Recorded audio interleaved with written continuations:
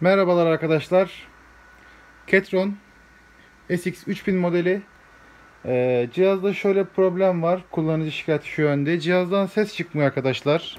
Şu an gördüğünüz gibi master volume sonuna kadar açık. Ancak cihazda ses yok. Ritim açalım. Ritim ekrandan göreceğiniz üzere çalıyor. Ancak gene de ses yok. Sadece kendi hoparlöründe değil arkadaşlar. Çıkışlarda da ses yok cihazın. Kablo amfiye gidiyor. Aktif olarak çalışan bu amfiye.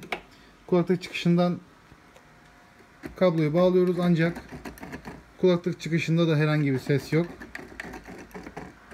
Yani cihazda hiçbir şekilde ses yok arkadaşlar. Ritim açıyoruz. Evet, ritim çalıyor ancak gene de ses yok. Ritmi bir değiştirelim. Ritmi değiştirdik ancak gene de ses yok. Onarım için bize geldi. Onarımını yapıp tekrar sizlerle paylaşacağız.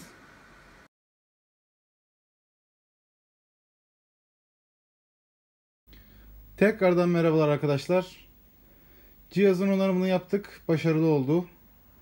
İlk videoda gördüğünüz gibi cihazdan ses çıkmıyordu. Ne kendi hoparlöründen ne de çıkışlardan. Biz cihazın onarımını yaptık şu anda. Evet, gördüğünüz gibi ses alabiliyoruz cihazdan. Bir ritim değiştirelim.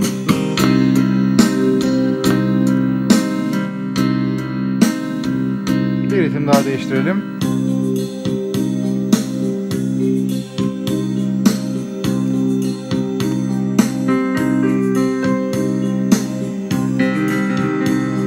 Gördüğünüz gibi cihaz faal vaziyete geldi arkadaşlar.